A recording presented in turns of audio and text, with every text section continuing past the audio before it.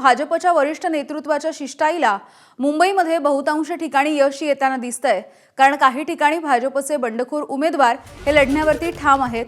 दिव्या ढोले, जान्हवी राणे, शिल्पा केळुस्कर, नेहल शहा या मात्र बंडखोरीवरती सध्या ठाम दिसतायत। दुसरीकडे कमलाकर दळवी, गजेंद्र धुमाळे, अरुण दळवी, संदीप जाधव, श्रद्धा पाटील यांनी मात्र आपली तलवार म्यान केलेली आहे आणि आपले अर्ज मागे घेतलेत। जयश्री खरात, हर्षा साळवे आणि शशिकला कांबळे यांनी देखील बंडखोरी केलेली होती, मात्र त्यांचं बंड शमवण्यामध्ये भाजपच्या वरिष्ठ नेतृत्वाला काहीसं यश येताना दिसतंय।